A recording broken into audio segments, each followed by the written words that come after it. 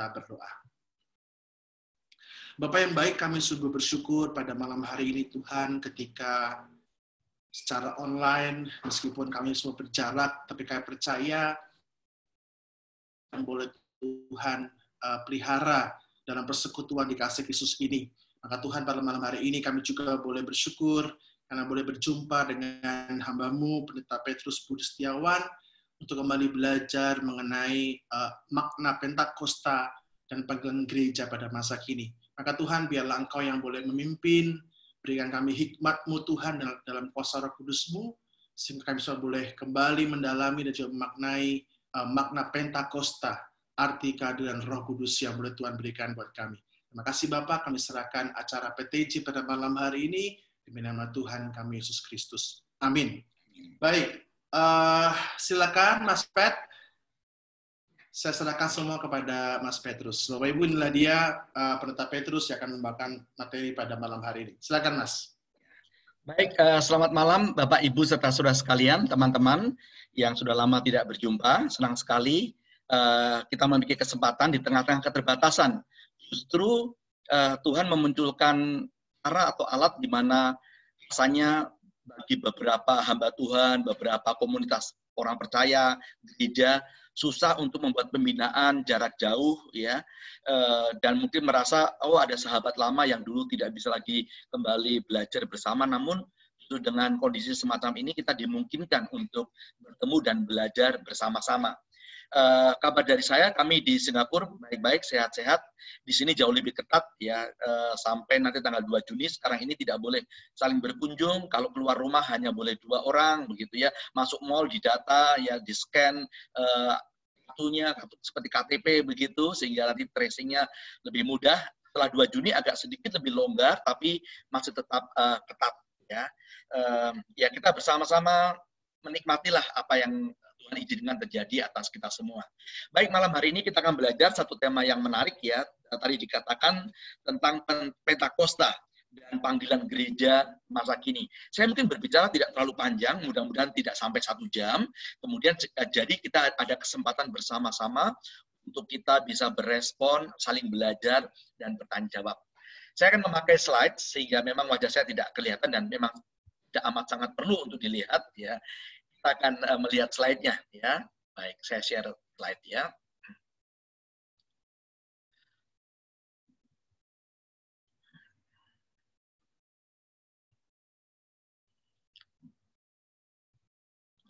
Baik, mudah-mudahan sudah bisa dilihat semuanya ya.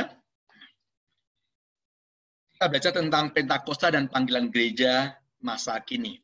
Saya mulai dengan satu bagian di Alkitab yang menuliskan kisah di seputar Pentakosta, hari-hari sebelumnya dan yang berkenaan dengan itu. Saya mengambil dari Kisah Para Rasul 1 ayat 6 sampai 8. Akan saya bacakan bagi kita sekalian. Maka bertanyalah mereka yang berkumpul di situ, Tuhan, maukah Engkau pada masa ini memulihkan kerajaan bagi Israel? Jawabnya, Engkau tidak perlu mengetahui masa dan waktu yang ditetapkan Bapa sendiri menurut kuasanya.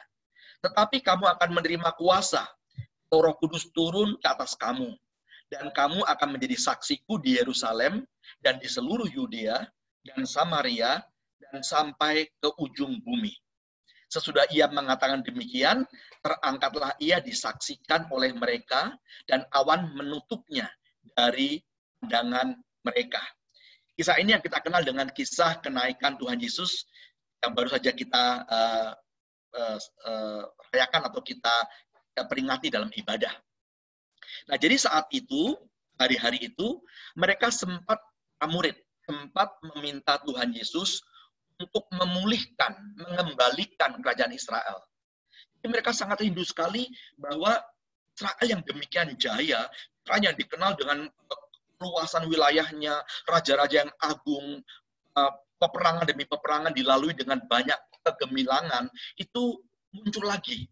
Seperti kita ketahui bahwa pada waktu itu, zaman Tuhan Yesus, bangsa Israel secara politis mereka ada di bawah kuasa, atau katakanlah di bawah penjajahan bangsa Romawi. Walaupun secara keagamaan mereka masih bisa melakukan ibadah agama, tapi secara politis mereka adalah bangsa yang jajah sebetulnya. Mereka merindukan Mesias. Jadi Mesias dalam bayangan orang Yahudi kebanyakan adalah seseorang yang akan memimpin gerakan untuk mengembalikan kejayaan Israel, mengembalikan dan memulihkan apa yang mereka rindukan sebagai kerajaan Israel. Dan mereka berpikir ini adalah Tuhan Yesus yang membuat banyak mujizat, yang berkali-kali bahwa dia punya kedekatan dengan Allah, bahkan sebagai Allah sendiri. Seseorang yang memiliki banyak pengikut. Jadi mereka berkata, Tuhan, pulihkan Israel. Apakah sekarang waktunya? Nah, kita membaca respon Tuhan Yesus, sepertinya dia kurang tertarik. Dia tidak membahas tentang politik, tentang bagaimana seandainya itu dipulihkan. Namun seperti dia itu menghindar. Ya, dan dia berbicara mengenai hal lain, sesuatu yang jauh lebih besar sebetulnya. Dia berbicara mengenai semacam kerajaan atau negara atau wilayah yang melebihi batas-batas kerajaan Israel. Dia berkata bahwa menjadi saksiku Yerusalem terus sampai ke ujung bumi. Kemudian mereka diminta untuk menunggu hadirnya Roh Kudus. Semacam mereka seperti mereka dibatasi, jangan sekarang atau belum sekarang untuk bergeraknya. Tunggu kehadiran Roh Kudus. Ini adalah peristiwa sebelum kita sebut dengan Pentakosta. Ya. Nah, kemudian 10 hari kemudian dihitung dari kenaikan Tuhan Yesus ada peristiwa besar. Ya, kita bersama-sama mengetahui 10 hari kemudian Roh Kudus dicurahkan. Kemudian kita dalam kalender gerejawi kita sebut dengan hari Pentakosta. Walaupun sebetulnya Pentakosta sendiri bukanlah hari hadirnya atau dicurahkannya Roh Kudus. Kalau kita membaca Alkitab justru dikatakan di hari Pentakosta itu murid-murid berkumpul. Jadi pada waktu itu sudah ada hari yang namanya Pentakosta. Hari yang cukup penting bagi orang Yahudi untuk ingat dan dirayakan. Di Pentakosta Yahudi pada waktu itu tidak sama dengan Pentakosta yang mungkin kita kenal, yang kita peringati sekarang sebagai orang percaya.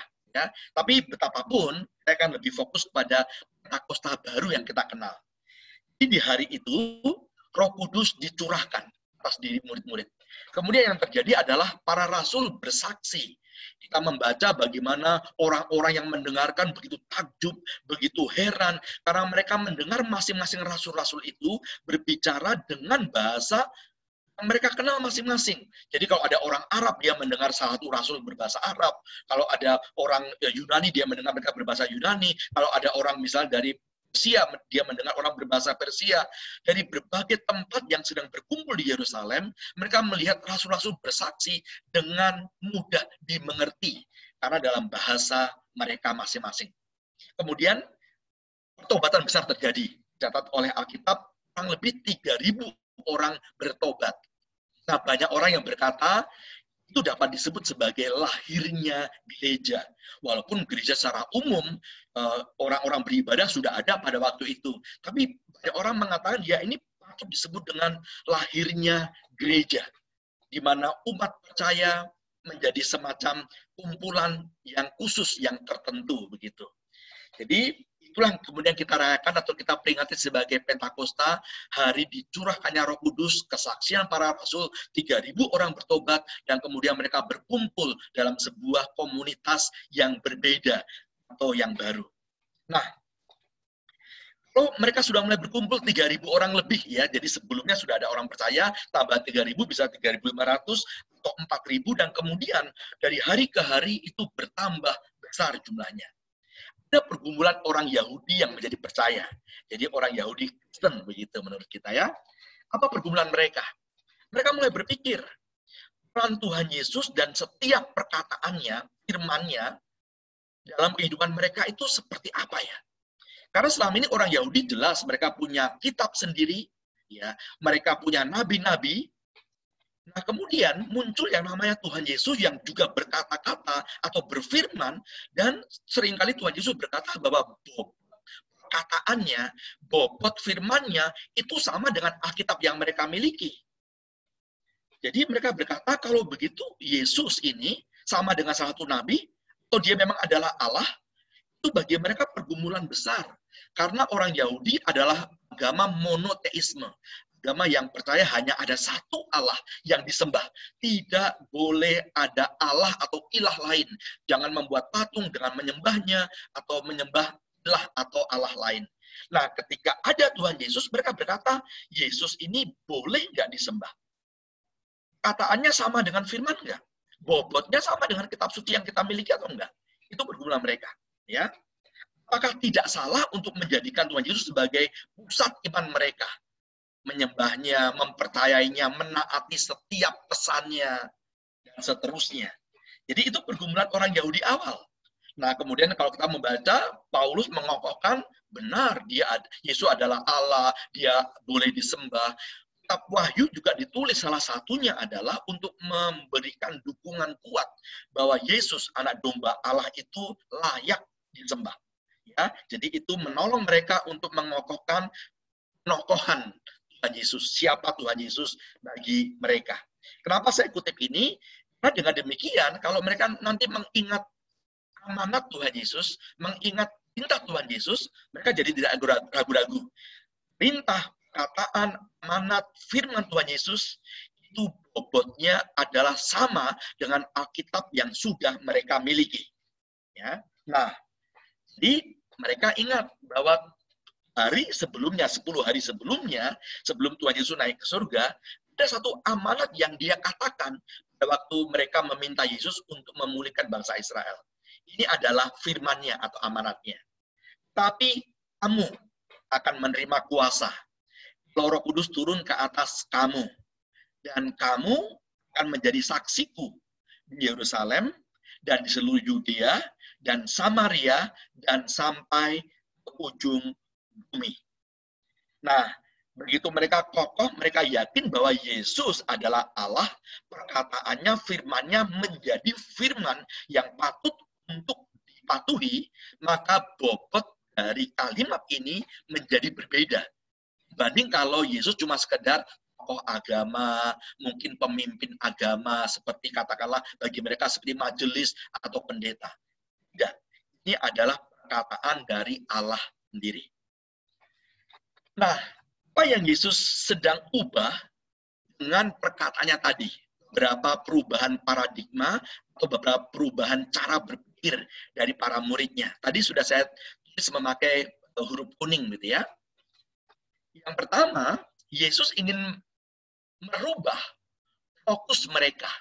Mereka sangat memimpikan kerajaan Israel itu kembali muncul. Ya, kerajaan Israel dengan batas-batasnya. Dan mereka sebut, kami ini negara Israel, kerajaan Israel, bangsa Israel, dan seterusnya. Tapi Yesus ingin mengatakan bahwa lebih dari itu, mari berpikir untuk membangun kerajaan Allah. Di mana Allah memerintah. Di mana kerajaan itu berbeda dengan kerajaan-kerajaan duniawi. Perubahan lainnya adalah, ketika mereka berharap, Tuhan, maukah engkau memulihkan bangsa Israel, memulihkan kerajaan Israel. Tuhan Yesus meminta mereka untuk berganti peran. Jangan hanya mengandalkan dan mengatakan Tuhan Yesuslah yang akan melakukan pelayanan, akan mengubah segala sesuatu. Tapi Yesus berkali-kali berkata, kamu akan menerima kuasa. Kalau Roh Kudus turun ke atas kamu, dan kamu akan menjadi saksiku. Jadi mereka memiliki peran di dalam membangun kerajaan Allah sebagai saksi Kristus. Engkaulah pelaku pelayanan, bukan hanya Tuhan Yesus. Kemudian, jelas, kalau mereka katakan kerajaan Israel, mereka ingin menuntut, mereka ingin mengklaim kembali batas-batas wilayah. Mereka tahu bahwa kerajaan Israel pernah berkuasa dari tempat ini sampai ke tempat itu. Batasannya ini dan itu. Tapi Tuhan Yesus ingin mengatakan bahwa kerajaan Allah itu tidak sesempit dan tidak seterbatas kerajaan Israel.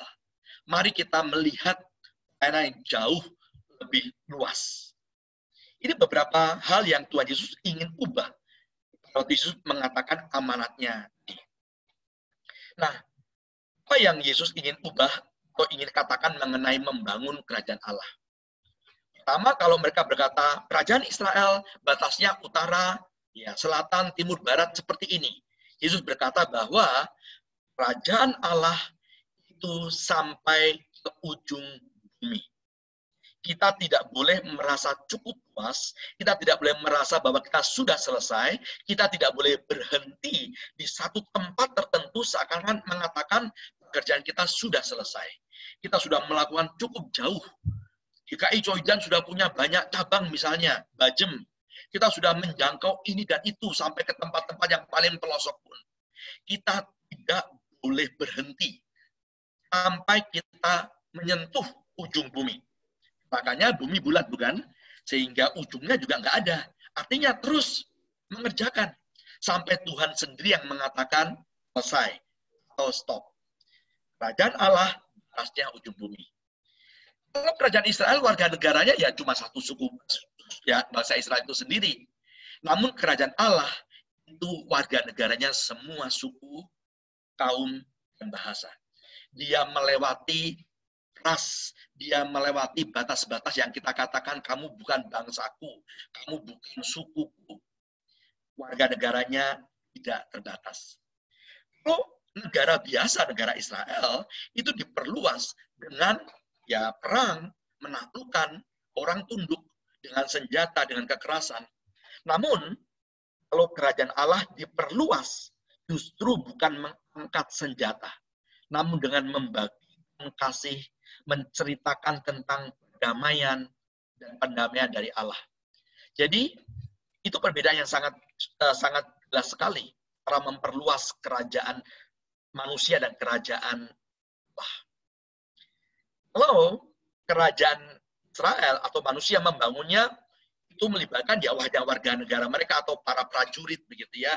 Sekarang Allah berkata bahwa aku ingin melibatkan semua orang percaya untuk membangun kerajaan Allah.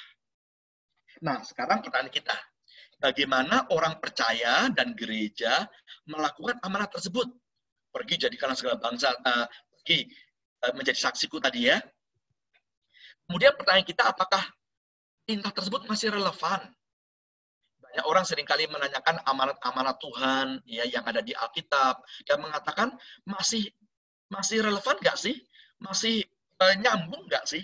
Masih penting nggak untuk saat ini? Ya. Apakah masih relevan? Itu pertanyaannya. Nah, pertanyaan berikutnya kalau kita berkata apakah masih relevan, kita bertanya, apakah amanat tersebut perlu direvisi, disesuaikan? Kalau perlu, dalam hal apa? Ya, kalau kita mau revisi dalam hal apa? Apakah situasi dunia berubah sehingga perlu direvisi, perlu disesuaikan? Tentu situasi dunia berubah, ya. Tambahan zaman itu ada banyak sekali perubahan, apalagi kalau sudah mencapai ribuan tahun. Tapi pertanyaan berikutnya adalah, kalau dunia berubah, apakah kebutuhan dunia juga berubah? Situasi, kondisi bisa berubah. Tapi apakah kebutuhan dunia itu juga berubah? Nah, kita masih menanyakan satu pertanyaan besar. Bagaimana menaati amanat tersebut dalam konteks saat ini, 2020, atau di tahun-tahun ini? Perintah yang diperdengarkan atau disampaikan 2000 tahun yang lalu. Bagaimana kita melakukannya di tahun yang kita alami sekarang? Nah, kata kunci dari amanat tadi adalah dengan kuasa Roh Kudus. Kamu akan menerima kuasa kalau Roh Kudus turun ke atas kamu. Jadi Roh Kudus adalah kuasa, power, dinamit, dunamos dari Allah. Perlengkapan berharga dari Allah. Orang percaya diminta untuk pergi dengan kuasa tersebut. Dua, pergi sebagai apa?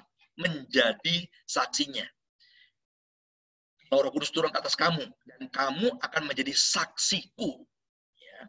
Kemudian, dari Yerusalem, Yudea, Samaria, sampai ke ujung bumi. Ini adalah kata-kata yang menurut saya, kata-kata kunci untuk kita pahami, supaya kita bisa menaati perintah ini.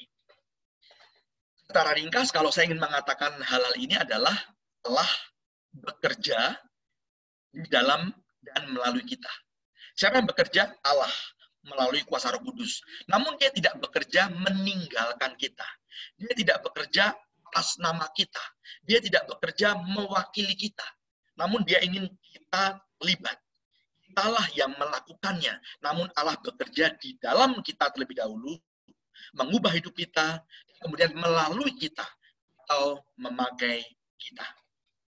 Nah, itu terjadi dan dimulai pada waktu hari Pentakosta itu sendiri, di mana ketika Roh Kudus dicurahkan, maka kemudian para rasul saksi, para rasul khotbah menceritakan dengan memakai sarana berbagai bahasa. Dari mana mereka bisa? Jelas itu kuasa Roh Kudus, itu pekerjaan Roh Kudus. Dan kemudian mereka menceritakan kepada siapa? Kepada orang-orang yang dalam mujizat Tuhan, mereka dikumpul dari berbagai tempat. Seperti mewakili segala bangsa. Setiap suku, kaum, dan bahasa pada waktu itu justru berkumpul, dan pada waktu itu mereka mendengarkan khotbah dengan bahasa mereka sendiri. Jadi seperti perintah ini sudah mulai dijalankan. Kuasa Roh Kudus bekerja, para muridlah yang berkhotbah, bukan Tuhan Yesus, dan kemudian perwakilan seluruh bumi itu hadir dan mendengarkan khotbah tersebut. Ya, jadi dimulainya sudah sangat luar biasa, dan itu menjadi impian kita, bahwa dengan kuasa Roh Kudus, para umat menjadi saksinya sampai ke ujung bumi. Bersaksi sampai ke ujung bumi. Bagaimana itu bentuk-bentuk praktisnya? Nah, saya mulai dengan istilah sederhana, bersaksi itu apa ya? Kalau di pengadilan jelas kita kenal ada yang namanya saksi. Ada hakim, ada terdakwa, ada pengacara atau pembela, ada juga saksi. Ya. Nah, di dalam Alkitab 1 Yohanes 1 ayat 3 dikatakan demikian. Apa yang telah kami lihat dan yang telah kami dengar itu, kami beritakan kepada kamu juga, supaya kamu pun beroleh persekutuan dengan kami. Dan persekutuan kami adalah persekutuan dengan Bapa dan dengan anaknya Yesus Kristus. Karena kata Yohanes atau para rasul ya, kami sudah melihat sesuatu, kami sudah mendengar, itu yang kami ceritakan. Supaya apa? Supaya kamu pun mengalami apa yang kami ceritakan itu. Kalau kamu mengalami, kita bisa punya persekutuan bersama, dan persekutuan kita itu persekutuan dengan Allah. Kisah Para Rasul 4:20. Sewaktu Petrus dan Yohanes dilarang untuk saksi. Apa kata mereka? Sebab tidak mungkin bagi kami untuk tidak berkata-kata tentang apa yang telah kami lihat dan yang telah kami dengar. Tidak mungkin kami tidak cerita apa yang sudah mengubah kami. Jadi bagi dia, kami harus cerita. Nah, melihat dua ayat ini saja paling tidak, kita punya gambaran apa itu bersaksi. Bersaksi adalah menceritakan apa yang kita lihat, kita dengar, kita ketahui, atau kita alami tentang kasih Allah. Sesederhana itu sebetulnya. Orang yang bersaksi adalah orang yang menceritakan apa yang dia lihat, dia dengar, dia ketahui, dia alami tentang kasih Allah. Ini berkaitan dengan saksi Kristus. Kalau kita itu sangat kenal dengan lagu KJ, kan? Ada KJ 427. Di sana lagunya sangat familiar, sangat kita kenal. Ya, suka menuturkan. Suka menuturkan cerita mulia, cerita Tuhan Yesus dan cinta kasih-Nya. Jadi menurut saya inilah pemahaman sederhana bersaksi. Menceritakan tentang cerita mulia itu, yaitu cerita tentang Tuhan Yesus dan cinta kasih-Nya. Cerita tentang Allah dan cinta kasih-Nya. Kasih Allah kepada siapa? Kita ceritakan kasih Allah kepada siapa? Allah itu mengasihi siapa? Jelas sekali, karena begitu besar kasih Allah akan dunia ini. Dunia yang seperti apa? Dunia yang rusak, dunia yang terhilang, dunia yang memberontak, dunia yang perlu dipulihkan.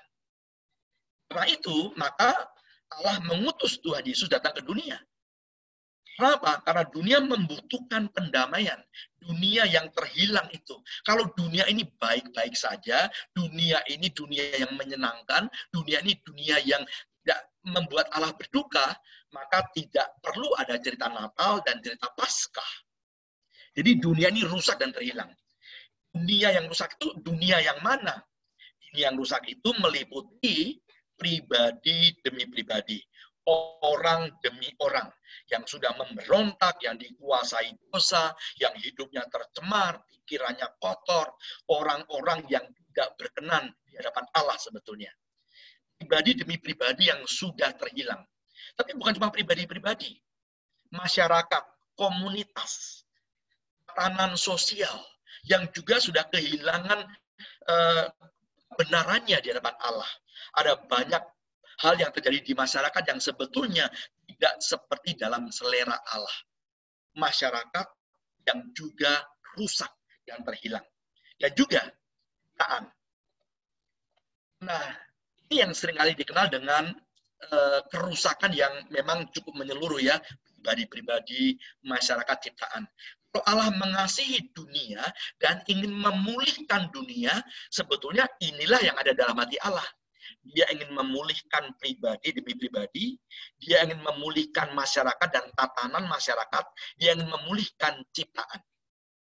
Nah, ada banyak kelompok orang, gereja, atau gerakan misi yang mencoba membaca dan merenungkan hati Allah tersebut dan membuat penjabarannya dengan lebih praktis. Tadi ingat ya, ada pribadi yang rusak, ada masyarakat yang rusak, dan juga ada ciptaan yang rusak. Nah, dalam dokumen Anglican Communion, 5 perwujudan misi, 5 marks of mission, dikatakan bahwa apa yang perlu didoakan dan diusahakan oleh komunitas orang percaya di gereja. Satu, memberitakan kabar baik kerajaan Allah. Ini adalah amanatnya untuk memulihkan dunia. Yang kedua, mengajar, membaptis, dan membina orang percaya. Perhatikan, 2 aspek ini adalah aspek yang sasarannya mengembalikan pribadi-pribadi yang terhilang, yang rusak. Agar mereka diperdamaikan dengan Allah, kemudian mengenal Allah, menghormati Allah, taat kepada Allah. Atau dalam istilah kita, mereka bertobat, dan kemudian mereka bertumbuh, semakin serupa seperti Kristus sebagai orang percaya. Jadi ini 2 aspek yang perlu dipikirkan dan dilakukan oleh gereja untuk menyelesaikan atau untuk menanggulangi keterhilangan pribadi-pribadi. Kemudian, dengan warna yang berbeda, gereja perlu menanggapi kebutuhan manusia dengan pelayanan kasih. Kebutuhan manusia apa? Jelas tadi kabar baik, tapi bukan cuma itu, bukan? Ada kebutuhan manusia yaitu sandang, papan, pangan, perumahan yang layak, pendidikan yang baik, kesehatan yang memadai. Itu kebutuhan. Dan kita perlu menanggapi dengan pelayanan kasih. Gereja perlu mengusahakan perubahan struktur masyarakat yang tidak adil, menentang segala bentuk kekerasan, mengejar perdamaian dan rekonsiliasi. Nah, 2 hal ini, warna kuning ini, adalah bentuk di mana kita melihat Allah ingin menyelesaikan persoalan keterhilangan masyarakat atau keterhilangan komunitas, kerusakan masyarakat. Menjadi beban gereja untuk melakukan 2 hal ini. Yang terakhir, gereja juga harus ikut menjaga keutuhan ciptaan serta keberlangsungan dan pembaruan kehidupan bumi. Ini adalah upaya untuk ikut menyelesaikan terhilangan ciptaan. Nah, dari 5 marks of mission atau 5 perwujudan misi ini adalah menurut saya cukup menyeluruh, cukup komprehensif untuk ikut menjawab isi hati Allah tentang keterhilangan pribadi, keterhilangan masyarakat, dan keterhilangan ciptaan. Jadi kalau kita berbicara mengenai misi Allah, di hati Allah, ya, missio Dei, hati Allah, itu mencakup hal-hal tadi. Berkaitan dengan pribadi-pribadi, gereja, orang percaya perlu melakukan pemberitaan Injil dan pengajaran firman yang baik dan kokoh. Gereja perlu terlibat dan melibatkan diri dalam pelayanan kasih dan penegakan keadilan. Kemudian, gereja perlu terlibat dan ikut mendukung pemeliharaan ciptaan. Inilah misi yang utuh.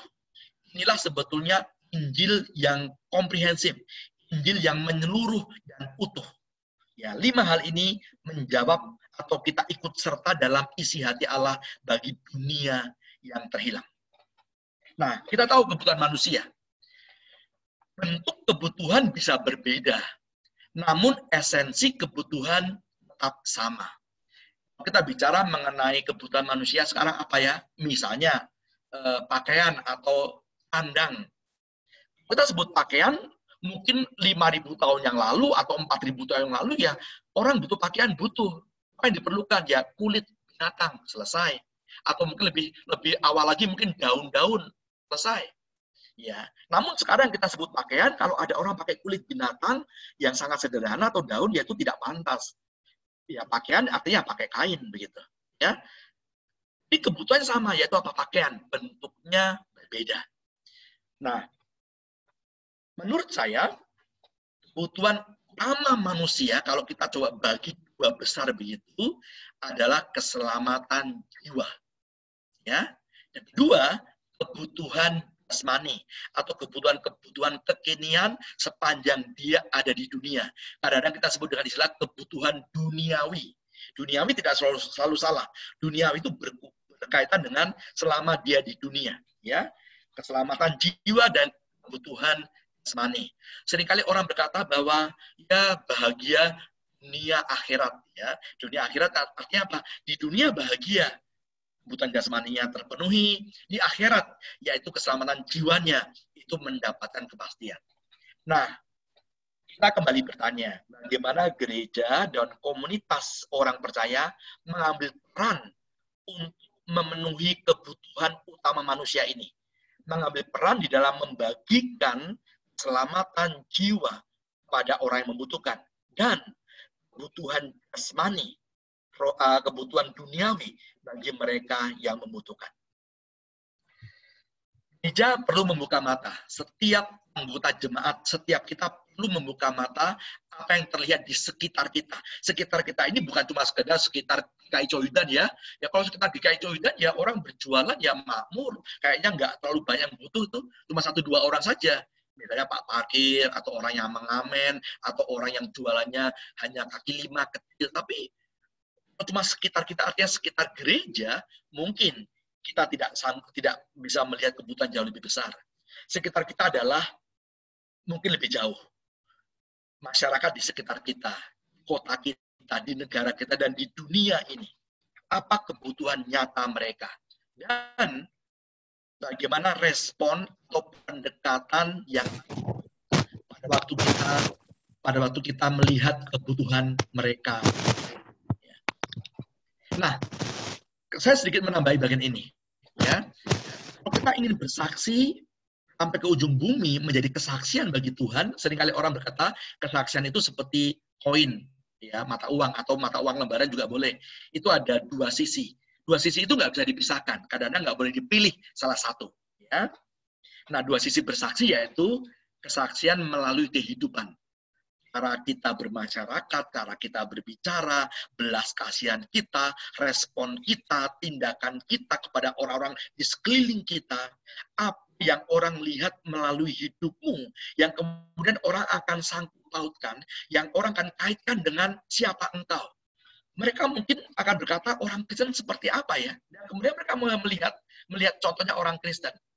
Kalau orang Kristen seperti itu, saya tidak tertarik jadi orang Kristen. Kalau orang Kristen seperti dia, nggak menarik. Ya. Kalau hidup kita buruk, kalau hidup kita menjadi troublemaker, menjadi orang yang membuat kerusuhan, menjadi orang yang hidupnya tidak menjadi saksian yang baik, maka kita sedang meruntuhkan saksian tentang kerajaan Allah. Kita mengajak orang bergabung, mereka katakan, saya tidak akan bergabung. Kalau saya bergabung ke dalam orang-orang seperti Anda, seperti kamu. Kemudian kesaksian verbal atau perkataan, yaitu menceritakan berita yang isinya adalah kasih Allah kepada dunia, sehingga ia memberikan Tuhan Yesus yang mati di kayu salib, menggantikan dosa kita, menebus dosa kita, dan dia menyediakan keselamatan. Jadi menceritakan sebuah kisah tentang karya salib itu. Nah, ini dua hal yang sama pentingnya. Tidak bisa kita hanya pilih satu dan meninggalkan yang lainnya. Kadang-kadang perkataan kita tidak efektif karena kehidupan kita itu buruk. Atau kehidupan kita baik. Kita tetangga yang baik, kita suka menolong, suka memberi. Namun kita tidak pernah cerita Tuhan Yesus. Ya maka orang hanya melihat kita sebagai orang baik. Mereka melihat kebaikan itu berhenti di tangan kita. Dan mungkin sepanjang hidup mereka tidak pernah mendengar kisah Kristus. Maka keselamatan tidak mereka kenal. Ada orang mengusulkan bahwa dalam bersaksi, tidak 3 hal ini perlu kita lakukan. Prayer, care, dan share. Mendoakan orang, mendoakan setiap pribadi, dan memperhatikan kebutuhan mereka, apa yang mereka sedang pergumulan, kesusahan mereka, penderitaan mereka. Kemudian kita menunjukkan kasih yang tulus dan murni. Dan kalau Tuhan membuka kesempatan, atau kita bisa menciptakan kesempatan, kita akan beritakan tentang kasih Tuhan. Ya, ini rangkaian yang menurut saya cukup baik. Mengenali kebutuhan sekali lagi, tentu bagi orang yang tidak berkekurangan sandang, papan, dan pangan, ya dia gajinya besar, dia rumahnya bagus, punya beberapa mobil, saldo di tabungannya melimpah, tidak pernah berpikir besok makan apa, secara finansial dia berkecukupan. Maka kebutuhan utama dan mendesak bagi dia adalah kabar baik mengenai keselamatan jiwanya. Banyak orang yang berkecukupan, yang kaya, yang terus mencari uang, mereka mungkin tidak pernah berpikir bahwa kalau mereka meninggal dunia, mereka akan kemana? Apa yang terjadi dengan kehidupan mereka, jiwa mereka di balik lubang kubur. Begitu kita sampaikan kabar baik, keselamatan, kepastian keselamatan dari Tuhan Yesus, mereka baru sadar bahwa mereka tidak memilikinya. Padahal mereka punya uang, mereka punya segala hal. Jadi bagi orang yang semacam itu jelas, keselamatan jiwa itu menjadi kebutuhan utama, bahkan mendesak. Karena dia tidak pernah tahu kapan Tuhan memanggilnya. Namun bagi mereka yang sangat membutuhkan STP, ya, sandang, papan, dan pangan, butuh. Mereka orang yang hidup dari hari ke hari, bahkan tidak cukup. Mereka tidak punya kesempatan untuk bisa memiliki rumah yang layak, kesehatan yang memadai. Maka kesaksian hidup, ya, yang paling berpengaruh adalah pemenuhan kebutuhan jasmani. Mereka lapar dari itu. Maka mereka mungkin tidak sempat dan tidak akan tertarik mendengarkan cerita tentang Natal, tentang Paskah. Orang yang sedang menangis karena besok diusir dari rumah kontrakan, maka kita mengajak PA, bagi mereka tidak sangat tertarik. Orang yang berpikir keras dan sedih besok anaknya dikeluarkan dari sekolah karena tidak bisa membayar uang SPP. Bagi mereka, ya, diajak Natalan atau apapun juga itu bukan hal yang bagi mereka kebutuhan mendesak. Bagi mereka pemenuhan kebutuhan jasmani itu lebih penting. Tuhan Yesus juga seringkali sangat manusiawi. Kita lihat dalam beberapa kali pertemuan dengan masyarakat atau orang-orang sekelilingnya, Tuhan Yesus tidak hanya dan tidak selalu memulai dengan percakapan-percakapan rohani. Sekali waktu dia menjumpai murid-muridnya di tepi pantai, dia bertanya, apakah ada lauk pauk, apakah ada ikan? Ya, dia mulai dengan percakapan-percakapan yang merupakan kebutuhan pada waktu itu. Jadi bukan langsung setiap kali ketemu pasti hal-hal yang kita sebut dengan hal-hal rohani. Nah, saya mulai masuk pada bagian-bagian terakhir nanti sebelum kita bisa bertanya atau berespon, ya. Dengan demikian, gereja perlu memperkokoh 2 hal ini. Yang pertama adalah kesaksian verbal atau seringkali kita sebut dengan istilah penginjilan.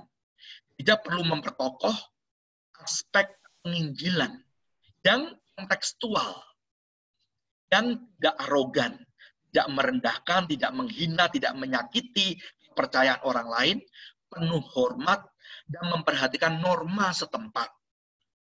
Norma itu bisa berganti. Dulu 30 tahun yang lalu yang namanya KKR itu masih, orang Jawa bilang masih usum, ya, masih Begitu hebohnya, orang bisa bikin undangan di lapangan, di stadion, mengundang siapapun, begitu ya, KKR, dan bisa banyak orang yang belum percaya datang.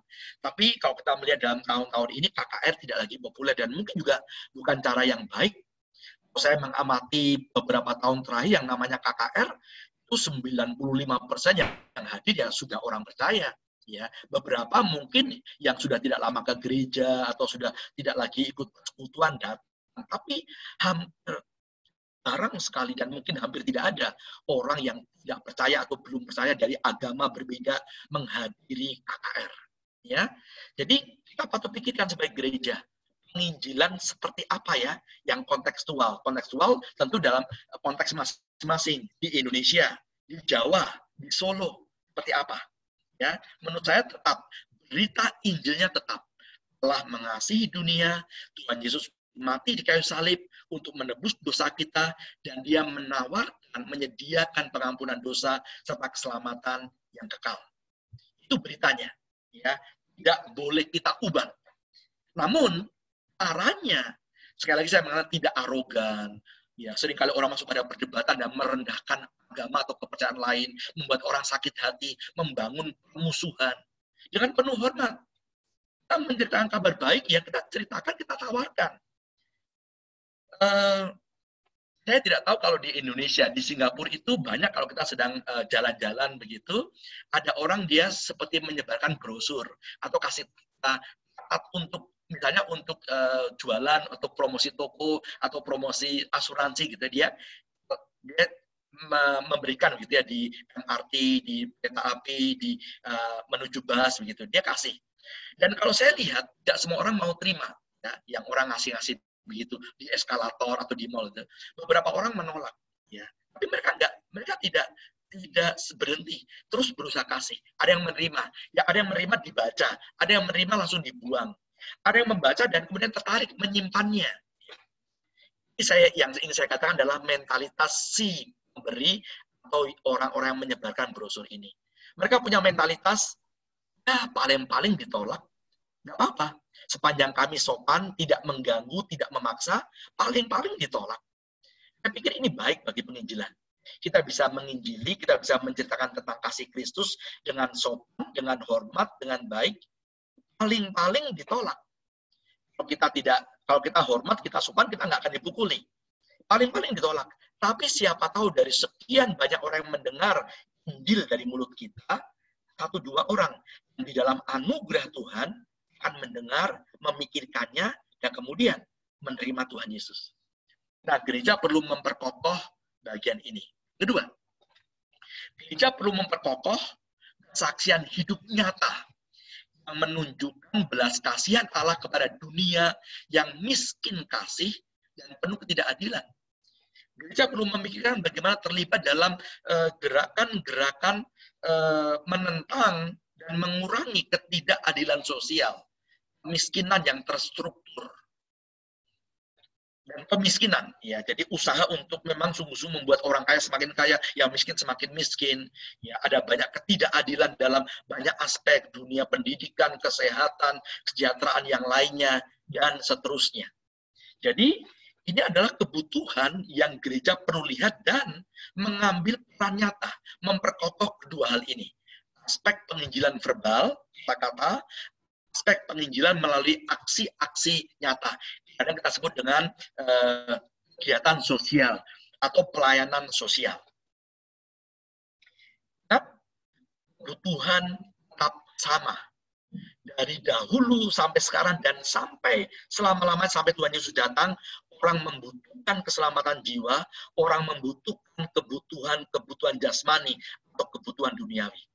Cara dan pendekatannya yang bisa berbeda. Nah, karena itu gereja perlu berbicara dalam konteks GKI Coidan, dalam konteks Kota Solo, dalam konteks di Jawa, dalam konteks di Indonesia, penginjilan seperti apa ya yang tepat, yang strategis. Dalam konteks kita, pelayanan sosial seperti apa yang bisa menjawab kebutuhan. Ya, dari masa ke masa, kebutuhan sama, pendekatan dan cara yang berbeda. Jadi, saya ingin mengajak kita merenungkan dua hal ini. sebelum kita selesai. Apa yang sudah dilakukan oleh gereja atau komunitas yang percaya dalam hal-hal tersebut, memperkokoh dua hal tersebut. Apakah gereja meyakini dan mendorong serta memfasilitasi anggotanya, jemaatnya, agar mereka mampu bersaksi dengan baik. Ya. Apakah setiap anggota sedang dipersiapkan, diperlengkapi, dan didorong untuk mengambil bagian dalam hal-hal tersebut? Contoh misalnya, ada gereja yang cukup baik di dalam penginjilan verbal. Ya, jadi banyak membuat pelatihan-pelatihan penginjilan, memakai metode-metode tertentu, latihan, dan melakukannya. Namun, mereka tidak menjadi kesaksian yang cukup baik. Karena masyarakat sekitar melihat bahwa anggota-anggota jemaatnya yang rajin bersaksi itu, mereka ada orang-orang yang kurang peduli. Mereka cukup mampu, gereja itu berjejer mobil demi mobil setiap minggu. Kalau Paskah, Natal begitu meriah, begitu mewah, anggaran konsumsinya itu luar biasa. Namun, persoalan berbagi dengan yang tidak mampu, berbicara mengenai dukungan-dukungan kepada pendidikan atau kesehatan atau perumahan yang layak, menolong orang yang berkekurangan, itu sangat minim. Untuk urusan ke dalam mereka oke, tapi tidak untuk yang keluar. Atau baliknya, ada gereja yang baik dalam pekerjaan sosial, bikin aksi sosial, banyak membagi, dan seterusnya. Namun ketika orang-orang yang menerima aksi sosial tersebut, orang-orang yang menerima bantuan tersebut, sangat kagum. Ini kok orang-orang ini baik ya, kok mereka membagi dengan kita, bukan saudara, kok mereka membagi sembako, mereka memperbaiki rumah kita, memberikan saluran air yang baik. Mereka tahu, oh ini dari gereja.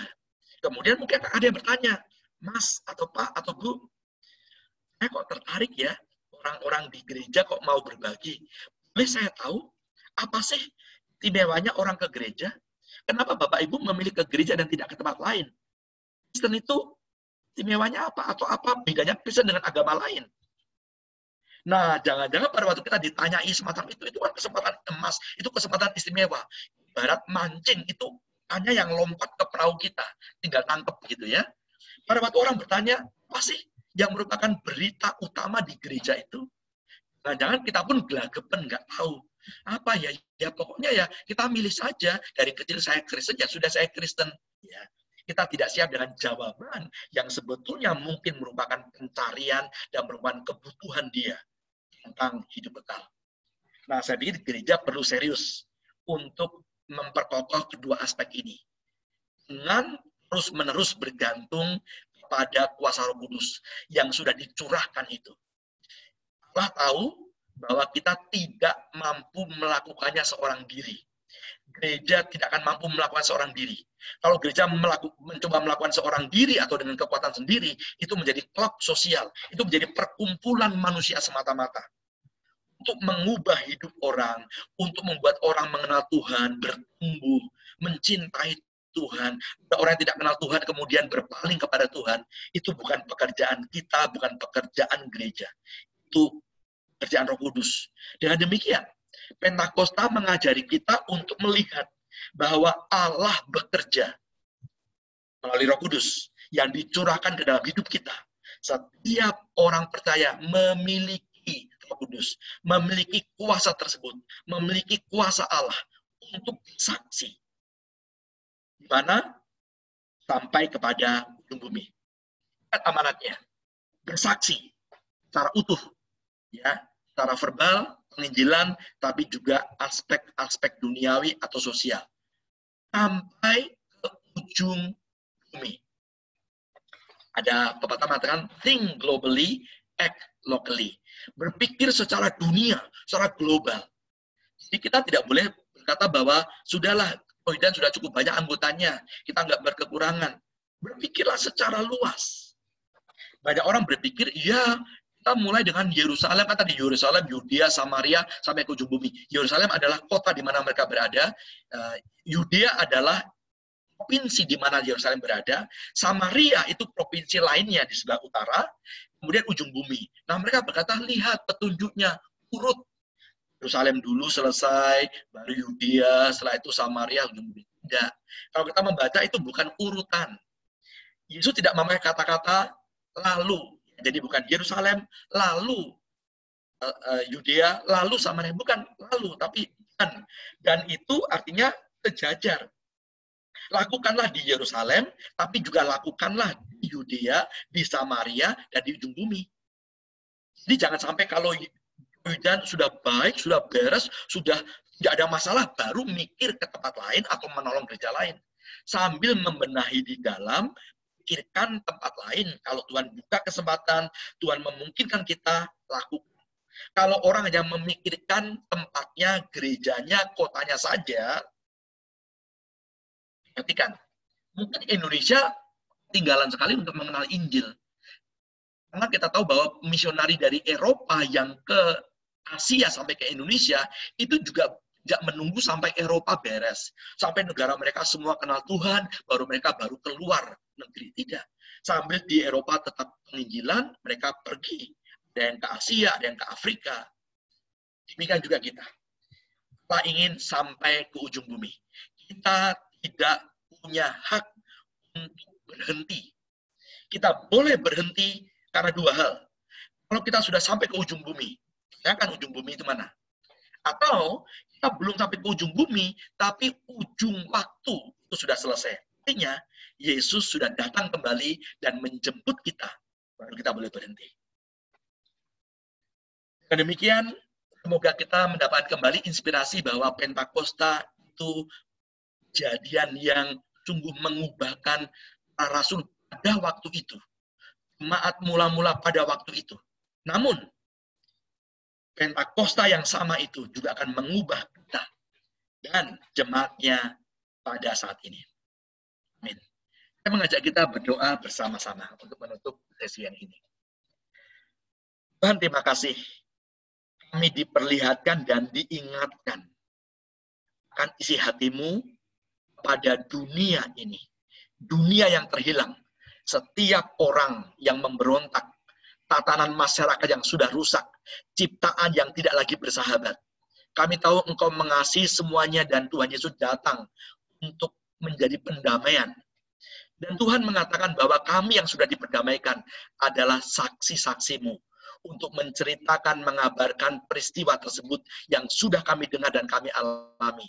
Dan kami bersyukur untuk menjadi saksimu, kami tidak berangkat sendirian. Kami tidak bisa mengandalkan kekuatan, kepandaian, keterampilan kami. Namun Roh Kudus, Allah itu sendiri, yang akan menolong kami, menjadi kuasa dalam hidup kami, menjadi pribadi yang menuntun kami dalam berkata-kata, mengingatkan kami dalam bertingkah laku, dalam mengerjakan perkara-perkara yang benar di gereja. Tolong kami semuanya, tolong gereja kami masing-masing, supaya kami mengambil peran yang nyata dalam memberitakan Injil Kerajaan Surga, dan kemudian menjawab kebutuhan-kebutuhan yang Tuhan nyatakan di sekeliling kami. Demi nama Tuhan Yesus Kristus kami berdoa. Amin. Baik, Bapak Ibu, terima kasih Mas Pet buat pemaparannya sangat luar biasa sekali. Bapak Ibu, demikian pemaparan dari Pendeta Petrus mengenai Pentakosta dan panggilan gereja di masa kini. Kita tadi melihat ada begitu banyak penjelasan mengenai bagaimana kita kembali mengingatkan soal tugas gereja ya, bersaksi secara holistik dan Tuhan memberikan Roh Kudus-Nya untuk menyertai kita. Nah, sekarang kita akan buka sesi pertanyaan. Saya akan buka satu termin, mungkin 4 orang dulu gitu ya, supaya lebih enak nanti pengaturannya. Silakan Bapak Ibu yang mau bertanya boleh memberikan tanda tangan ke atas atau menyalakan kameranya Bapak Ibu. Silakan. Saya akan coba lihat dulu ya. Silakan Bapak Ibu, jika mau bertanya, Anda bisa mengklik raise hand. Jadi Anda silakan klik di partisipan, lalu kemudian Anda klik raise hand gitu ya. Kelihatan nanti siapa yang angkat tangan, atau Anda nyalakan kamera, saya akan melihat. Di sini siapa yang kira-kira mau bertanya? Adakah? Bapak Ibu, silakan.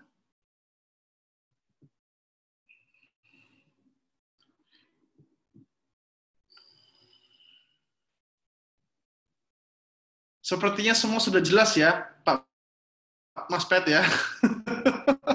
Atau ini semua sedang saat hening ini?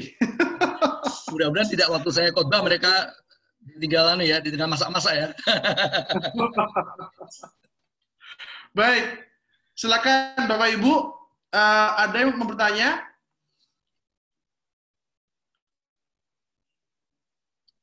Masih ditunggu ini. Boleh bertanya, boleh berespon. Jadi rasanya ada sesuatu yang kita perlu respon. Mungkin juga termasuk masukan atau otokritik kepada masing-masing kita ya, komunitas kita, pribadi kita, dan gereja kita menanggapi pesan tadi. Baik, silakan. Jadi boleh bertanya, juga boleh merespon ya, atau mengkomentari materi kita pada malam hari ini. Ada Pak Sujud, silakan Pak Sujud. Ya, terima kasih. Selamat malam, Mas Pet. Ya, dan juga semuanya. Saya sebenarnya ingin tanggapan dari Mas Pet soal gereja saat ini. Saya pernah baca buku bahwa gereja mulai kehilangan arah, artinya hanya terfokus pada diri sendiri, gitu. Jadi keluarnya itu kurang. Jadi lebih banyak mengurus diri sendiri, dan itu membuat orang lain berusaha untuk, wah, gereja kelihatannya kurang berfungsi. Jadi tidak sesuai dengan apa yang dia harapkan, gitu. Nah, saya ingin tahu pandangan Mas Pet dalam kondisi seperti sekarang itu, sebenarnya kondisi gereja di Indonesia itu bagaimana sih menurut pandangan orang luar gitu. Kalau saya di sini kan mungkin juga terlibat di dalam gereja, perlu evaluasi diri juga gitu. Jangan-jangan kami memang terjebak pada hanya mengurusi internal seperti yang Mas Pet tadi bilang gitu. Sebenarnya dari luar pandangannya seperti apa? Itu aja Mas Pet. Terima kasih. Ya. Baik, terima kasih. Sebetulnya mungkin tidak sangat tepat untuk mengatakan gereja di Indonesia dan di luar negeri ya. Jadi bukan dalam negeri, luar negeri, tapi lebih kepada gereja-gereja besar dan gereja-gereja mungkin kecil atau kota-kota besar dan kota-kota kecil. Itu juga dipengaruhi oleh pola hidup dan cara bermasyarakat setiap komunitas. Jadi kalau kita sebut misalnya Singapura, itu mungkin hampir sama dengan gereja di Jakarta ya, atau di kota-kota besar, Surabaya, Medan, di mana pola berkomunitas, pola berteman, pola bermasyarakat itu turut mempengaruhi. Ya, atau misalnya ini bicara mengenai gereja saja. Ya. Oh, di Singapura, saya sebagai pendeta agak jarang mengunjungi jemaat. Ya, kenapa? Karena memang jemaat memilih tidak dikunjungi. Mereka kalau di Solo ya, pendeta tiba-tiba datang ke rumah orang berkunjung, mungkin jemaat senang, waduh pendetanya perhatian ya, berkunjung begitu. Di sini kalau tiba-tiba berkunjung bisa dimarah-marahin. Ngapain kamu nggak bikin janji, kok tiba-tiba berkunjung, bikin susah, bikin repot dan sebagainya ya.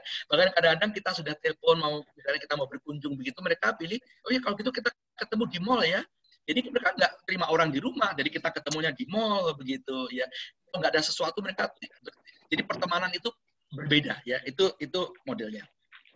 Nah, saya pikir gereja juga dilematis atau berada dalam timbangan yang tidak mudah. Satu, gereja berpikir bahwa si sosial atau gereja yang keluar, gereja yang melayani itu merupakan hasil dari jemaat yang bertumbuh.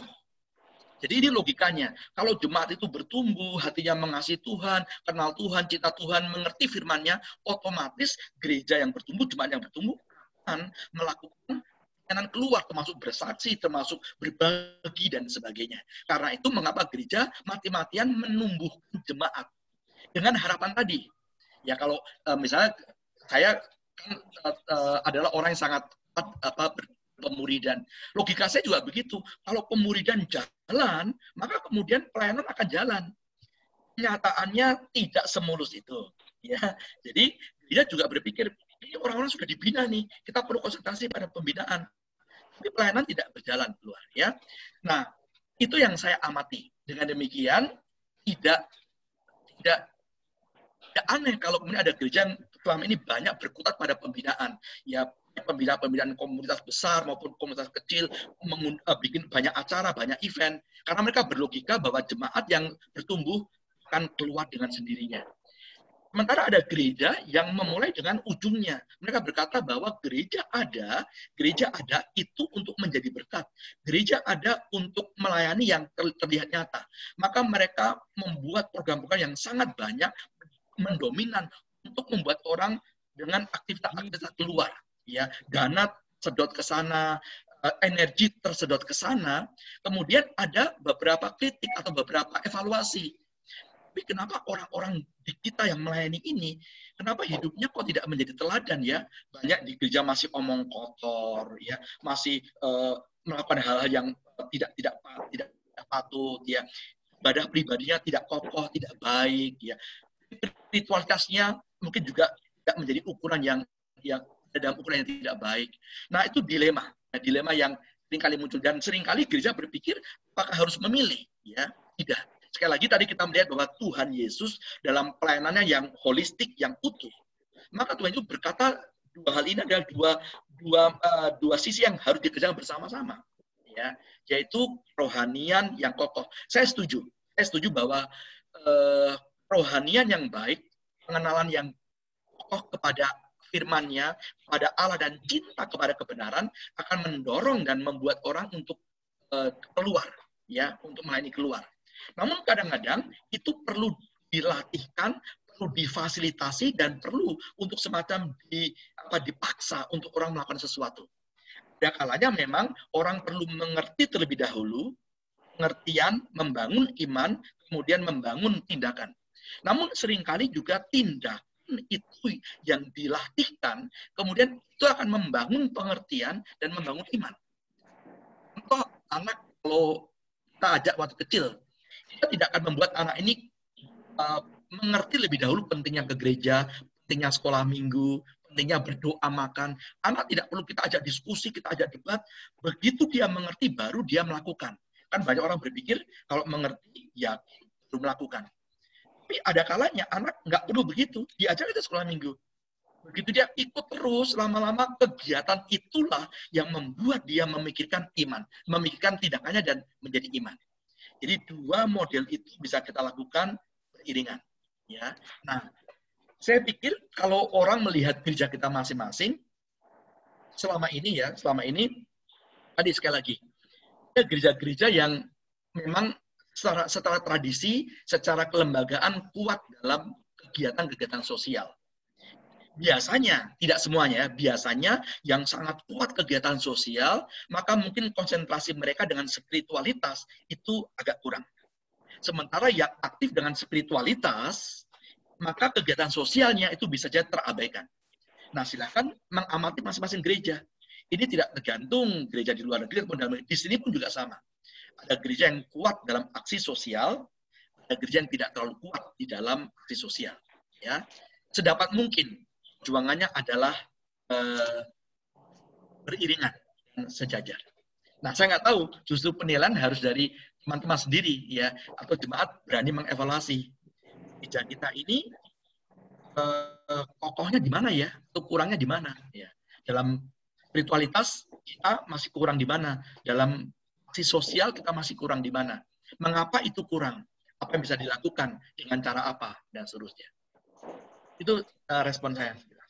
Baik, jadi harus kembali melihat ke dalam gereja masing-masing, apakah sudah menjadi gereja yang seimbang gitu ya, ke dalam kuat dan juga berdampak luar begitu. Ya. Oke, begini, saya tambah sedikit Mas Daniel. Ya. Mungkin kalau orang dari luar negeri ya, itu kadang-kadang orang Jawa bilang gebiah uyah itu pukul rata. Oh, gereja di Indonesia miskin, nah gitu. Karena banyak orang di Singapura agak sulit menemukan orang miskin, ya orang minta-minta, ya pengemis, pengamen, ya orang di jalan duduk itu di Singapura nggak ketemu. Sehingga memang kalau mau aksi sosial itu kadang-kadang orang di Singapura aksi sosialnya kemana? Maka ke luar negeri. Salah satunya adalah ke Indonesia. Jadi bayangan mereka beda di Indonesia itu atau orang di Indonesia itu banyak ladang untuk kita beraksi sosial. Nah, tapi kita tahu bahwa di Indonesia tidak semua gereja miskin, ada banyak gereja kaya. Ya, dan kita juga tahu itu. Nah, itu maka penilaian kita kadang-kadang menjadi lebih fair, tapi juga artinya kita melihat kalau di Indonesia itu angka kemiskinan seperti ini, banyak orang miskin, nah itu kok ada gereja dengan 10.000 jemaat, dengan 15.000 jemaat, ya kok tidak bertindak apa-apa, ya kok hanya memperkuat gerejanya, menambah gedungnya, beli ini dan itu, ya. Sementara ada tempat yang membutuhkan. Itu kadang-kadang pandangan kita kepada gereja-gereja kaya di Indonesia. Ya, kita juga kembali mengingat bahwa makna sosial kan tidak terbatas pada memberi bantuan secara uang ya Pak ya, juga bisa melalui kepedulian kepada mereka tertindas begitu ya. Belajar juga kepada fenomena sosial dan bagaimana gereja bisa berdampak di situ juga. Baik, Pak Sujud, apakah cukup atau mau menambah lagi? Ya, di Coyudan itu sebenarnya berusaha untuk seimbang ya.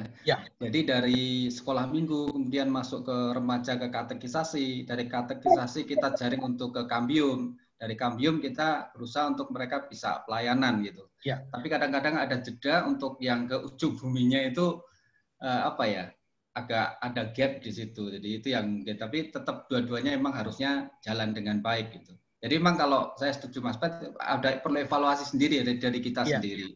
Itu mungkin lebih baik. Jadi kita introspeksi. Jadi begini, kadang-kadang yang diperlukan adalah memang dibuatkan proyek. Kalau kita mengharapkan, oh ya yang sudah ikut katekisasi, ikut kambium, ikut pemuridan, ikut pembinaan, mereka pasti akan otomatis cari pelayanan atau bergerak.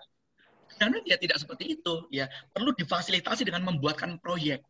Seperti tempat kami, saya cerita sedikit ya. Sekarang ini kami punya sekolah di Batam. Ya, jadi itu proyeknya. Jadi kita bikin gedung sekolah, ada anak-anak yang bersekolah, kita bayarin SPP-nya, kita bayarin guru-gurunya, ya. Dan kemudian jemaat diminta untuk terlibat dalam memberikan dana, dalam berkunjung. Kemudian yang jago IT, jago komputer juga sana mengajar komputer, yang bisa bahasa Inggris, mengajar bahasa Inggris.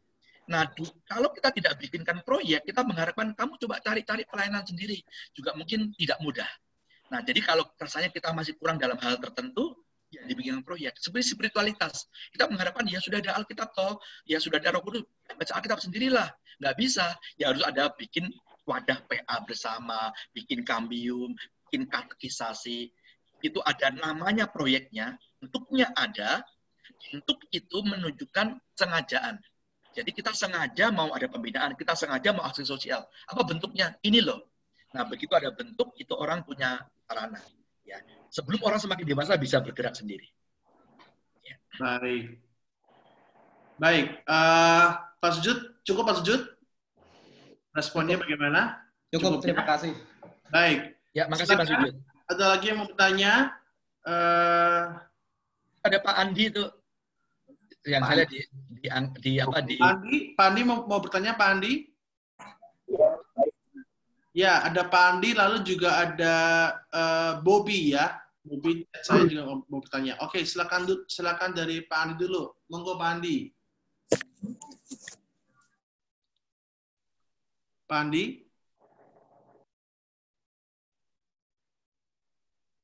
Pak Andi? Pak Andi mau bertanya?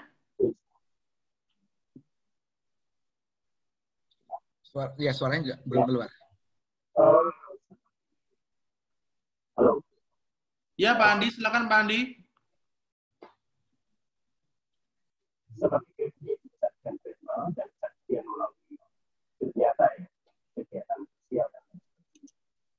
Pak Andi, suaranya belum kurang jelas Pak Andi suaranya. Ya, apakah bisa di ini Pak Andi, atau Pak Andi ketik di forum chat ya, supaya nanti bisa saya bacakan kalau suaranya belum jelas. Halo, tes. Ya, nanti Pak Andi silakan chat ya Pak ya. Oke, Bobby, silakan Bobby. Iya, selamat malam Mas Pet. Saya ingin bertanya, ada dua hal dan keduanya saling berhubungan. Yang pertama adalah tadi Mas Pet cukup banyak menyampaikan tentang penginjilan dalam bentuk perkataan. Tentunya kan untuk konteks mungkin masih banyak orang-orang juga bingung bagaimana harus memulai percakapan, timbul ketakutan, apalagi di dalam situasi saat ini yang perbincangan masalah agama itu bukanlah hal yang mudah untuk dilakukan. Nah, yang ingin saya tanyakan kalau dalam pengalaman Mas Pet untuk memberikan training atau bagaimana sih membuat jemaat akhirnya bisa terbiasa dengan hal itu. Misalnya, mungkin dibuat pelatihan-pelatihan atau nanti ada tips-tips khusus bagaimana menolong mereka yang ingin belajar bersaksi dari awal tidak ngerti apa-apa tentang bersaksi menjadi akhirnya orang yang siap kapanpun ketika mereka harus menceritakan tentang Yesus. Itu yang pertama. Kemudian yang kedua, berkaitan dengan hal ini juga, saya pernah baca buku judulnya Reimagining Evangelism. Nah, di buku itu kan dijelaskan bahwa untuk di abad 20 ini, pandangan orang terhadap penginjilan menjadi berbeda sekali dibandingkan abad-abad sebelumnya. Ketika orang lain melihat kita sebagai orang yang religius, maka orang-orang religius ini adalah orang yang sebaiknya dihindari. Mereka cukup banyak menghindari percakapan tentang agama, apalagi di dalam konteks Indonesia yang agamanya sangat beragam dan kita termasuk minoritas. Sehingga beberapa model-model penginjilan yang dulu memang sangat efektif, ketika sekarang dilakukan lagi di abad ini menjadi justru bumerang bagi pribadi maupun bagi gereja. Terkait dengan hal itu dan kembali lagi ke pertanyaan pertama tadi, bagaimana seharusnya kita bisa bersaksi begitu dengan konteks Indonesia sekarang atau juga kota Solo ini. Sekian Mas Pet, terima kasih. Baik, makasih Bobby. Saya mungkin akan gabungan jawabannya ya, nanti kalau kurang bisa ditanyakan. Jadi sebetulnya menurut pendapat saya, jadi dalam pandangan saya bahwa berita Injil itu tetap tidak boleh di-courting. Ya. Di berita Injil adalah kasih Allah kepada dunia, kepada pribadi-pribadi, dan karena itu Tuhan Yesus datang untuk mati di kayu salib, dan kemudian dia menyediakan pengampunan serta kehidupan kekal. Itu beritanya secara ringkas begitu. Nah, intinya jadi message-nya itu tidak boleh berubah. Packaging-nya dan delivery-nya itu yang harus disesuaikan. Ya, jadi packaging delivery, jadi bungkusannya dan cara menyampaikannya. Tentu zaman berubah, ya konteks berubah. Dan saya setuju. Kalau kita melihat bahwa tahun-tahun belakangan itu jadi polarisasi antara agama dan non-agama atau antar agama sendiri menjadi semakin tajam. Yang tidak harus kita akui bahwa agama-agama yang ekspansif, agama-agama yang ingin mencari pengikut lebih kuat, itu yang paling sering berhadapan muka dengan muka. Gitu ya. Jadi agama-agama yang sebetulnya berdakwah istilahnya, ya. Yang agama-agama lain yang kurang berdakwah itu sekarang sekali terjadi gesekan. Kecuali mereka di posisi ditekan atau di posisi mereka merasa ganggu, gitu ya. Nah, itu pengantar ladangnya semacam itu. Saya setuju bahwa kita harus memikirkan cara yang kontekstual, sekali lagi tidak arogan, penuh hormat untuk menyampaikan pesan yang sama itu. Menurut saya sepanjang kita sopan, kita hormat, kita tidak menghina, maka harusnya tidak terjadi apa-apa. Sama seperti orang menceritakan. Menceritakan ini kalau kita bicara mengenai training, tidak ada satu metode pun, menurut saya tidak satu training pun yang akan sesuai di semua ladang. Bahkan hampir tidak mungkin satu training kata ada urutannya, kalau seperti ada I gitu ya, ada EE gitu ya, yang akan dipakai urut persis, nggak mungkin. Ya, training itu hanya pembekalan secara umum. Kalau kita menghadapi situasi-situasi tertentu, kita punya semacam guidelines, kita mempunyai semacam petunjuk. Seperti begini misalnya, kalau ada orang yang ikut karate, atau ikut kempo, di sana kan diajarin jurus-jurus tuh karate, ya ada kata 1, kata 2, itu ada gerakannya kiri, kanan, baik. Kalau dia berkelahi sungguh-sungguh, nggak mungkin ikuti aturan itu, ya dia nggak boleh maju 2 langkah, dia akan bertindak sesuai dengan situasi. Namun latihan membuat dia refleksnya kuat, menangkis, memukul, dan sebagainya. Seluruh training itu menolong kita secara pengetahuan, kemudian melatih refleks kita. Kalau orang mengatakan demikian, saya bisa jawab mungkin begini. Kalau orang begini, saya akan begini. Itu persiapan. Ladang akan sangat berbeda. Ya. Apalagi kalau kemudian zaman berubah. Mungkin metode yang dahulu tepat, sekarang nggak tepat. Saya ingat mungkin ya berarti sekitar 40 tahun atau 35 tahun yang lalu, saya ikut training 4 hukum rohani di LPMI. Ya, sebar itu saya di Ancol. Itu trainingnya mudah sekali. Kita cuma bawa buku kecil, ketemu orang langsung tanya begini. Misalnya saya ketemu dengan Mas Dania, tanya, Mas, pernah nggak dengar yang namanya 4 hukum rohani? Belum pernah, Mas. Ya, belum pernah, Pak. Boleh nggak saya bacakan untuk Bapak? Itu dia mengatakan, ya boleh, udah kita bacain. Nah, sekarang mungkin nggak bisa, kita bisa tempelang orang gitu. Atau mungkin juga tetap ada yang bisa. Itu situasinya. Jadi kalau saya bicara mengenai training-training, silahkan ikuti. Ya, silahkan adaptasi, silahkan pikirkan tentang pembekalan pengetahuannya, isi Injil seperti apa, kemudian perkiraan-perkiraan di lapangan seperti apa, namun tetap kita harus memikirkan pada waktu di lapangan sikap-sikap yang tepat. Nah, yang saya usulkan, yang saya pikirkan adalah, karena mungkin tidak mudah kalau kita langsung membuka front untuk menginjili orang, menyatakan keyakinan kita dan minta orang untuk berganti keyakinan.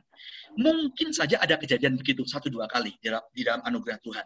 Atau ketika orang sudah setuju untuk diskusi, ya, untuk diskusi sudah setuju, silahkan. Tapi dalam percakapan-percakapan biasa, maka kita harus mulai dengan cara-cara yang natural. Tuhan Yesus seringkali begitu. Ketemu dengan perempuan Samaria, nggak langsung ngomong, apakah engkau kalau meninggal dunia pasti masuk surga? Nggak ngomong gitu, ya. Atau apakah engkau berpikir akan keselamatanmu? Enggak. Dia bicara mengenai haus, mengenai air, mengenai moralitas si wanita ini. Baru kemudian Injil itu masuk. Jadi, nikmati percakapan keseharian sebagai peluang yang mungkin Tuhan buka untuk kita bisa menyampaikan Injil. Nah, ini butuh pekaan. Ngomong masalah penyakit, ngomong masalah kesehatan, ngomong masalah dia anaknya tidak bisa bayar SPP. Ya kita bisa bercakap-cakap dengan jujur begitu ya. Sampai kemudian misalnya kita bisa berkata, paling tidak bisa kita berkata, oh iya saya turut prihatin, saya turut berdoa. Oh kalau kita lebih berani, boleh nggak saya berdoa untuk Bapak? Boleh, orang pasti tidak menduga dan tidak menolak didoakan. Kita berkata, saya orang Kristen, Pak. Boleh nggak saya berdoa menurut agama saya? Oh, boleh. Nah, di sana kita berdoa menurut agama kita. Ya. Itu cara-cara yang bisa kita adopsi. Nah, kalau saya berkata tadi, penginjilan verbal, mungkin nggak salah sebetulnya sekarang konteksnya. Verbal ini maksudnya kita Injil yang bukan kesaksian hidup.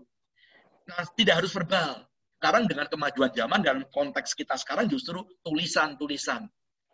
Nah, karena itu kita harus memikirkan, kalau kita sudah tidak bisa lagi khotbah, kalau bisa ketemu muka dengan muka, mungkin brosur yang baik, ya, itu bentuk tulisan. Atau Injil dikemas dengan cara-cara yang baik. Misalnya dalam bentuk film, produk seni, drama, iklan, ya, lukisan. Nah, itu merupakan alat masuk bagi orang untuk menanyakan kebenaran, untuk mengerti kasih Kristus, dan seterusnya. Kalau film-film itu baik, orang akan menonton. Saya sekali waktu pernah di Padang, ya di Matahari Padang. Kemudian ada orang, dia mau beli kaset.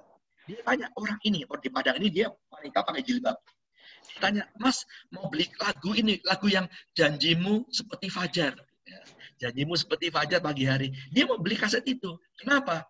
Waktu itu ada sinetron, bukan? Sinetron itu sound-nya atau lagunya adalah janjimu seperti fajar. Dia senang lagu itu, maka dia beli, gitu ya. Nah, menurut saya temukan cara-cara kreatif, tidak hanya langsung muka demi muka, ya. Pembekalan penting, pengetahuan penting, teknik penting, simulasi penting, ya. Skenario penting, tapi pada waktu orang berhadapan, orang bisa dibekali, maka dia bisa lebih leluasa. Apakah orang menginjil orang beragama? Selalu. Kalau ya, kemungkinan karena memang agama menimbulkan tekanan-tekanan dan persoalan-persoalan tidak perlu.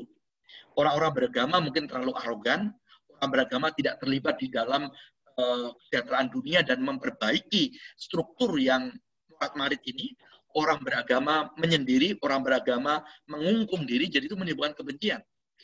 Tapi kalau orang beragama menunjukkan perilaku yang menyenangkan, maka kemungkinan mereka tidak akan ditolak oleh karena keberagamaannya.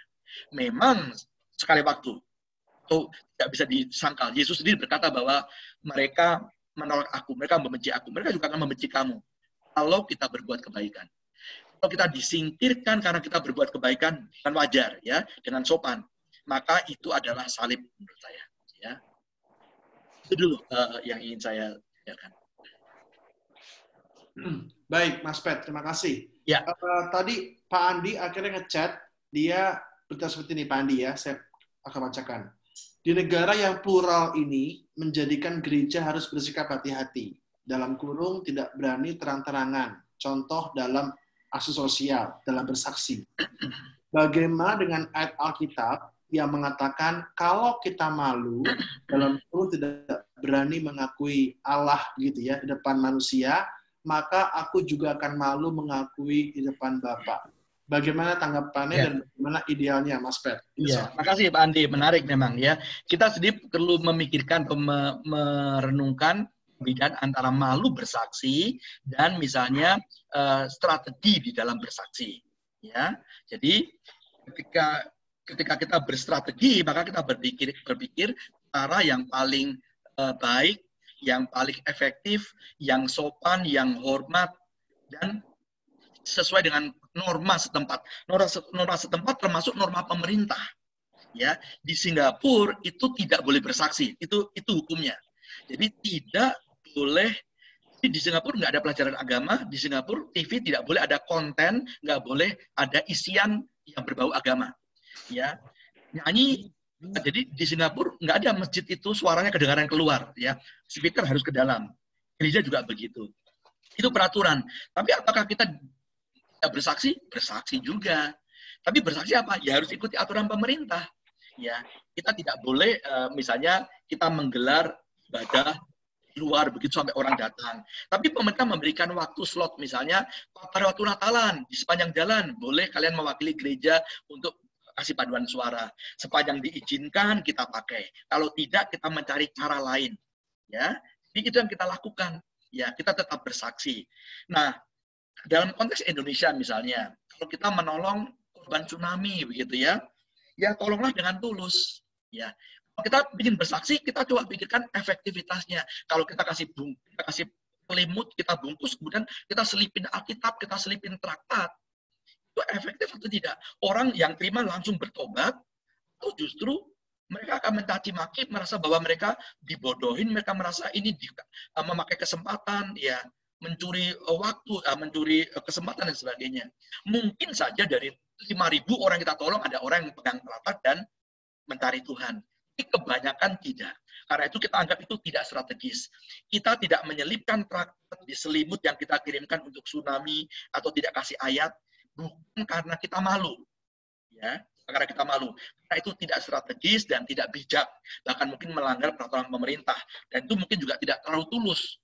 Kita kasih selimut, kamu harus baca traktat. Kalau kamu nggak baca traktat, mungkin selimutnya diminta kembali, gitu ya. Enggak. Bantulah dengan tulus, dengan baik. Kalau ada kesempatan, misalnya kita antar sendiri nih, ya, kita kirim coidan 5.000 selimut sama 5 orang. Kita katakan, Pak, ini bantuan dari teman-teman gereja GKI Coyudan. Nah, kita sudah sebut gereja, udah kita nggak malu bersaksi. Kalau kemudian dia bertanya, gereja itu apa? Atau, gereja Coyudan di mana? Ya kita nggak perlu kata, oh gereja itu sama aja Pak, semua agama sama, yang nggak usah tanya-tanya. Itu berarti kita malu mungkin. Tapi kita bisa ceritakan dengan baik kalau Tuhan buka kesempatan. Jadi, sekali lagi, ya, bedakan antara malu itu berarti kalau orang bertanya kita tidak mau mengaku. Ya, karena apa? Karena kita takut menderita, kita tidak bangga dengan apa yang kita yakini. Itu malu. Ya, strategi itu berbeda. Ya, strategi adalah upaya supaya penginjilan dapat berjalan dengan baik, dan strategis, efektif, dan tidak menimbulkan kekacauan atau kebencian yang tidak perlu. Itu jawaban saya. Baik, jelas sekali Mas Pet. Ya. Jadi Pak Andi, malu bukan beda dengan strategi ya. Mungkin selama ini yang terjadi adalah kita mengatur strategi supaya tidak menimbulkan kontroversi dan segala macam. Nah, Mas Pet, ini juga ada lagi yang mau bertanya dari Pak Yonatan Tamtama. Dia bertanya, malam Mas Petrus, tolong tanya, bagaimana kalau ada gereja yang satu kegiatan dengan kegiatan lain belum bisa sinergi? Bagaimana caranya untuk bisa bersinergi? Begitu kira-kira, Mas Pet, pertanyaannya. Sorry, ini ada yang share screen ya? Oke. Oke. Ini kan masalah administratif atau masalah policy atau masalah organisasi tentunya ya. Jadi saya yakin bahwa sebagai gereja, apalagi pimpinan gereja, hamba Tuhan, majelis, aktivis, tentu memiliki tujuan yang sama. Itu keyakinan saya. Ya. Kecuali dia punya tujuan berbeda, nggak dianggap sebagai perusahaan, ya cari untung, ya itu udah lain. Tapi sepanjang tidak, tujuan sama, yaitu gereja yang bertumbuh. Bertumbuh apa? Bertumbuh secara sehat. Rohanian, spiritual sebaik, kemudian kesaksian yang baik pada masyarakat lebih luas. Nah, pada waktu berbicara mengenai strategi, ini kan cara mencapai tujuan. Nah, itu ada banyak aspeknya, bukan? Ada bicara mengenai prioritas, bicara mengenai komposisinya, bicara mengenai load-nya, jadi beban-bebannya dan sebagainya, bicara mengenai orangnya, siapa dan sebagainya. Nah, itu perlu dibicarakan bersama, ya. Apa prioritas kita saat ini? Yang namanya prioritas itu diutamakan dari segi waktu, dari segi konsentrasi, mungkin biaya, ya. Tapi namanya prioritas mungkin bisa prioritas periodikal saat ini, tahun depan atau 5 tahun lagi ganti, gitu ya. Saling melihat saja mana yang sedang tidak seimbang, mana yang sedang tidak kuat, itu dikokohkan. Ya. Kadang-kadang karena mengokohkan sesuatu ini agak tertinggal, itu biasa. Ya. Segera kembali. Orang mengatakan ada PDCA, plan, do, ya. Bahasa Inggrisnya ya, plan, do, action, check, ya, check, action. Jadi evaluasi, bikin planning, kerjakan, evaluasi lagi, bikin plan, kerjakan. Sepanjang itu dilakukan dengan tulus, dengan baik, orang boleh berbeda pendapat, orang boleh berargumentasi, ya, sepanjang tujuannya sama. Ya, jadi kita mempercaya kalau teman-teman kita berdebat, teman majelis mengatakan saya mau begini, harusnya tujuannya sama, kalau visinya sama, strateginya diusahakan supaya menuju kesamaan. Di dalam keberagaman, justru beragam itu baik, itu merupakan kekuatan untuk bisa kita mencapai tujuan. Jadi kalau belum bersinergi, lihatlah, kadang-kadang tidak sinergian itu menimbulkan kerugian yang parah. Kadang-kadang tidak selalu amat parah. Ya. Tidak sinergi dalam tertentu ya memang agak sedikit lebih lambat sih, tapi mungkin masih bisa ditanggulangi. Ya. Kecuali kalau ada satu hal yang sungguh-sungguh penting dan tidak diadakan atau dianggap tidak penting. Itu baru persoalan muncul di sana. Itu pendapat saya. Oke, terima kasih Mas Pet. Ya. Lalu ini ada komentar di kolom chat kita dari Pendeta Lukas. Beliau mengatakan bahwa bersyukur GKJ Yuda sudah mengambil langkah untuk keluar. Jadi Mas Pet, kita punya misi keluar, yaitu membantu teman-teman kita di Sumba Barat dan Sumba Timur, gitu ya. Lalu yang menjadi evaluasi dan masukan penting hari ini yaitu bagaimana menjadikan kegiatan ini menjadi milik bersama, di mana yang bergerak bukan hanya dari pihak MJ atau majelis jemaat atau yang terkait, tetapi juga melibatkan semua jemaat yang siap untuk melaksanakan pelayanan bersama. Dan juga bagaimana menyediakan kegiatan yang lokal seperti pelayanan rumah sakit, pelayanan penjara, dengan panti-panti, anak HIV, panti asuhan, jompo, dan lain sebagainya yang selama ini hanya menjadi kegiatan musiman, gitu ya. Jadi ini komentarnya, juga masukan juga.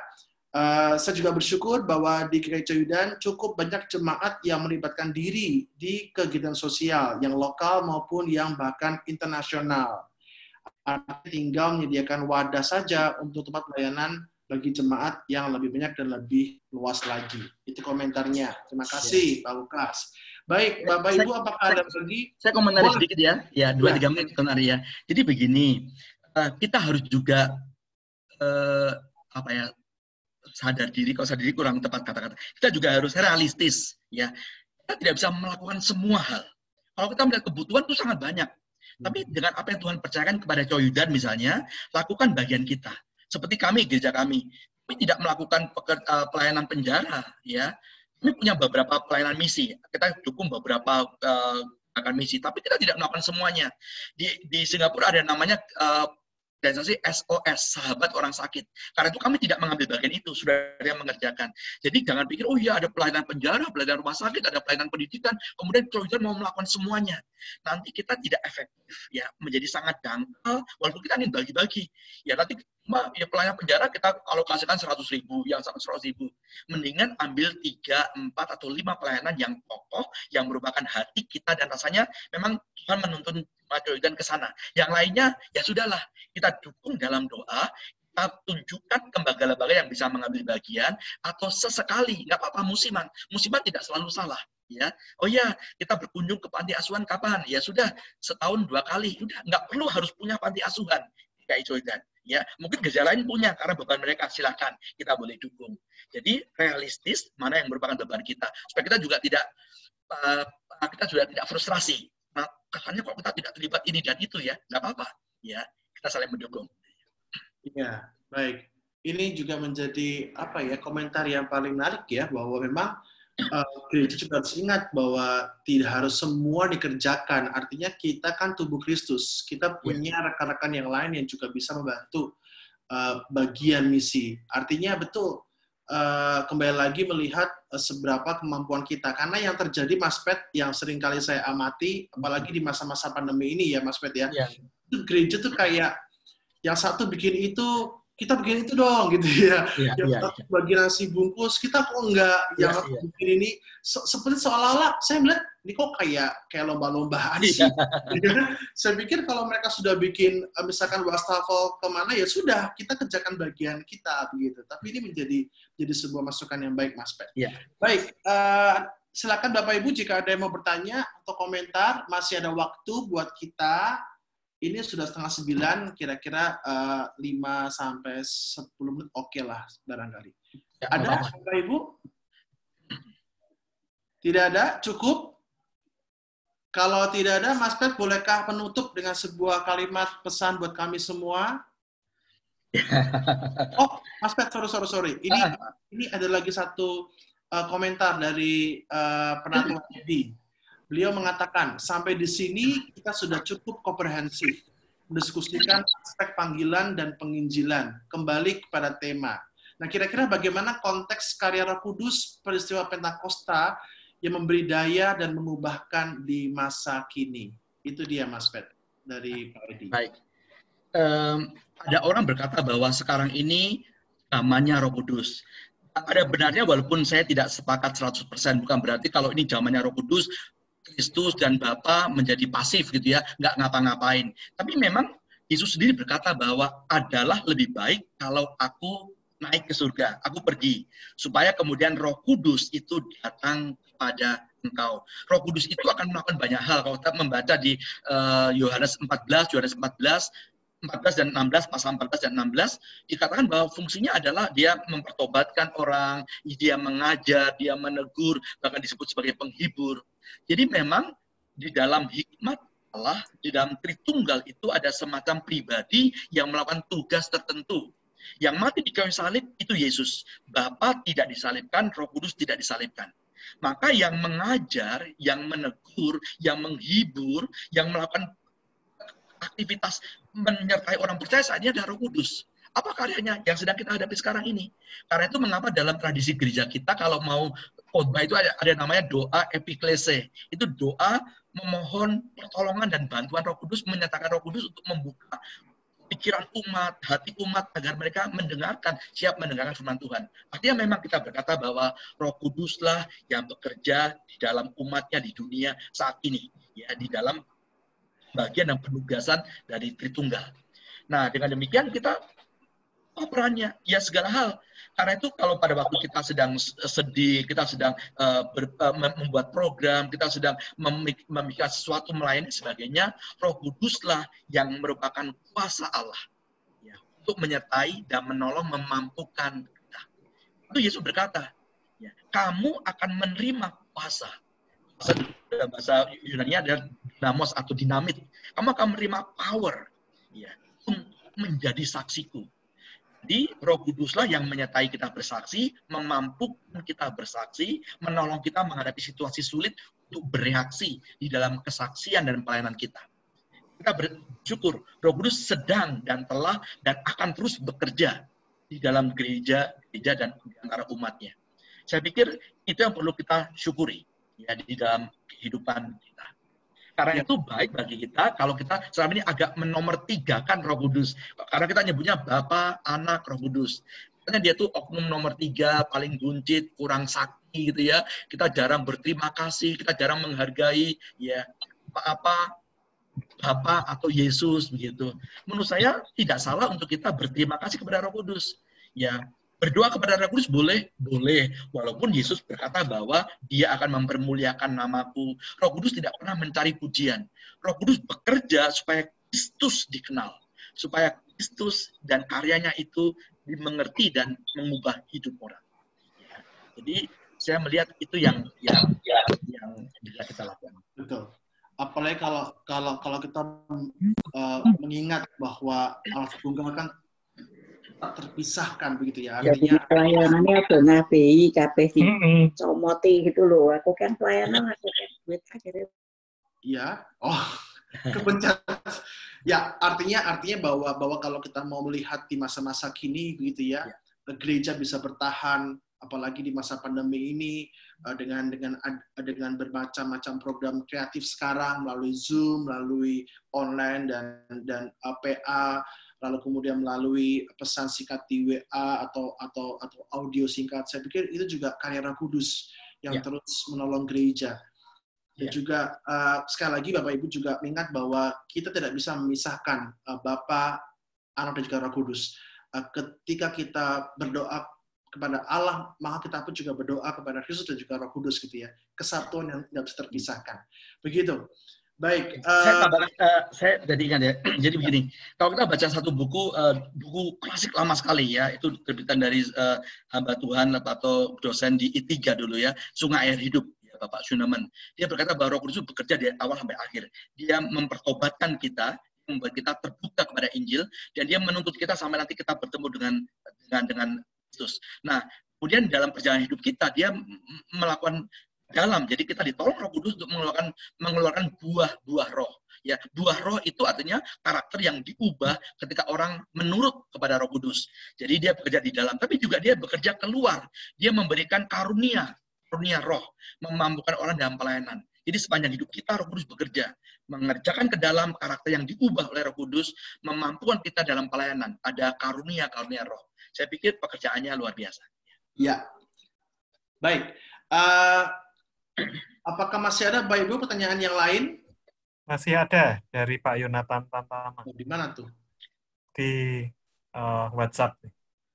Oke, ini pertanyaannya tentang pemuritan, Mas Pet. Bagaimana idealnya pemuritan di masa sekarang ini? Oke. Loh, ini satu tema besar lagi nih. Ini tema lain lagi ya. Tapi begini, saya jawab 1 menit aja. Ini semacam itu aja ya petunjuk, nanti kalau mau satu sesi lagi mengenai pemuridan di masa. Jadi kita bersyukur bahwa dulu kita berkata, iya pemuridan kan selama ini sangat terbatas dengan pertemuan orang tatap muka, ya mengajar, bertemu PA, ya, dan itu harus tatap muka. Begitu tidak rasanya sudah selesailah. Tapi kita melihat bukan bahwa ada banyak hal yang Tuhan bukakan dan Tuhan nyatakan bisa kok. Mungkin ada beberapa yang tidak ideal. Ya, kalau nanti kita bicara new normal, kita kan, waduh sekarang kok pakai Zoom, pembina pakai Zoom, ibadah pakai Zoom online. Waduh, mudah-mudahan segera normal ya, segera kembali ke awal. Kita berpikir bahwa kita segera tinggalkan Zoom, kita segera tinggalkan online, kita kembali tatap muka. Mungkin tidak.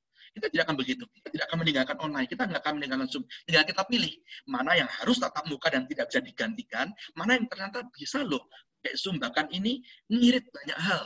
Gitu ya. Ada gereja yang waktu ngundang saya bilang, Mas Pet dulu kalau mau ngundang Mas Pet mikir pesawatnya, mikir hotelnya gitu ya. Sekarang tinggal jadi waktu udah ya. Jadi banyak hal bisa terjadi. Demikian juga dengan pemuridan ya. Di tempat kami materi bisa tetap disampaikan pakai Zoom atau pakai rekaman ya, recording begitu. Kemudian kelompok-kelompok masih bisa PA, masih ketemu 4-5 orang. Sekarang WhatsApp group 8 bahkan hampir sampai 50 sekarang WhatsApp group call-nya, video call-nya. Jadi dilakukan. Masih bisa tetap check up, dan sebagainya, sharing, walaupun teman fisik punya kekuatan tertentu. Ini bukan berarti tidak bisa. Zoom online tidak menggantikan pertemuan tatap muka, tapi bisa merupakan pendamping yang baik dalam pertemuan tatap muka. Dan nanti mengatur strateginya aja, dan menyengajakan. Jadi mendorong para pemimpin, mendorong para pengurusnya untuk ngapain sih yang kita lakukan dalam pemuridan ini. Ya, itu yang saya lakukan. Baik, terima kasih Mas Pet. Apakah masih ada lagi Bapak Ibu? Saya pikir cukup ya. Terima kasih sekali buat Mas Pet yang sudah menolong kita dalam PTJ malam hari ini dan juga menjawab setiap pertanyaan yang muncul. Bapak Ibu, mungkin kita bisa menyalakan kamera kita masing-masing dan mengucapkan salam kepada Mas Pet, gitu ya. Terima kasih begitu. Iya, waduh, langsung muncul semua ini. Langsung keluar semua ya. Halo, ya. Seru ya. Terima kasih teman-teman. Ada yang bareng-bareng rame-rame begitu ya. Ya. Oke. Ya. Kita akan akhiri Bapak Ibu doa bersama gitu ya. Dengan doa bersama, saya minta tolong Pendeta Anton Karundeng untuk boleh menutup dalam doa. Pendeta Pak Anton? Oh, ada Pak Anton juga ya? Ya, Pendeta Anton apakah online? Coba saya lihat tadi. Pak Anton? Ada itu. Ada. Ya, masih ada. Pak Anton? Pertama-tama Ya. tentu kita semua berterima kasih. Suaranya kedengaran ya? Kedengaran. Jelas Pak Anton. Ya, Jelas. Iya, bisa kedengaran, bisa. sudah masuk suara saya? Sudah Bisa. Pak. Masuk, Pak. Sudah? Ya. Oke. Sudah masuk Sudah. Ya, bisa. suara saya? Sudah masuk. Iya, kan Pak Anton. Terima kasih. Selamat malam, Pak Anton.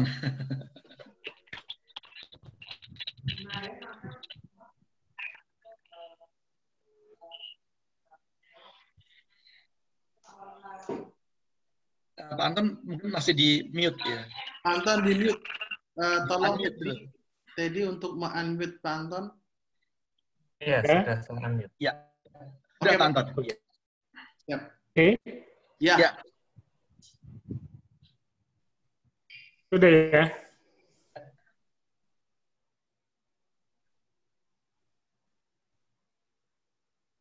Pak Anton, halo. Agak putus-putus. Ya. Oke. Ya, sekali lagi terima kasih Pak Petrus. Sama-sama, Pak Anton. Mudah-mudahan untuk waktu yang akan datang kita bisa ketemu walaupun berbeda tempat. Ya. Tema-tema tertentu mungkin mari kita berdoa. Tuhan yang Maha Kasih dan Maha Murah, PTJ GKI Jakarta sudah berlangsung dengan baik. Kami percaya membekali kami oleh Pendeta Petrus yang jauh di Singapura. Terima kasih untuk hamba-Mu. Engkau berkati hamba-Mu dalam pelayanannya, dalam kehidupan keluarga. Kiranya bertambah-tambah berkat-Mu lewat hamba-Mu di dalam kehidupan pelayanannya. Terima kasih untuk semua peserta. Tuhan telah membekali lewat Pendeta Petrus. Kiranya bekal itu kami pergunakan untuk senantiasa memuliakan Tuhan untuk pelayanan kami selanjutnya. Terima kasih ya Tuhan. Kami bersyukur dan berdoa di dalam nama Tuhan kami, Yesus Kristus. Amin. Amin. Terima Amin. kasih, Pak Anton. Terima kasih, Pak Anton. Sekali lagi terima kasih kepada Terima Mas kasih. Fred yang telah menolong kita pada malam hari ini. Dan juga terima kasih buat kehadiran teman-teman, rekan-rekan, Bapak Ibu sekalian, baik di Coyudan maupun juga dari rekan-rekan yang lain. Terima kasih. Kita berjumpa lagi pada PTJ 2 minggu lagi. 2 minggu lagi ya? Betul ya, Teddy ya? Ya, Pendeta Joas. Iya, betul. Ini saya pengumuman sekalian aja ya. Di share screen ya? Ya, saya share screen. Ya, jadi PTJ 2 minggu lagi kita akan mengangkat tema The Journey Slowly But Sure. Jadi ini tentang spiritualitas, tentang perjalanan rohani kita, gitu ya. Nah, akan diadakan hari Senin, tanggal 8 Juni di jam yang sama, juga via Zoom, dan akan dipimpin oleh Pendeta Yoas Adi Prasetya, STT Jakarta. Ya, Serta demikian. minggu depan ada Ya. Mari belajar Alkitab juga. Nah, ya. Ya. Minggu depan juga ada Mari Belajar Alkitab. Besok Senin ya ini ya, tentang kelahiran Yesus Kristus. Kita akan PA dari Matius 1 ayat 18 sampai 25 yang akan dipimpin oleh Pendeta Daniel Kristanto Gunawan. Oke, baik, terima kasih Teddy buat pengumumannya, Bapak Ibu. Kami berharap kita bisa bergabung lagi di MBA Senin depan dan juga PTJ di Senin berikutnya lagi.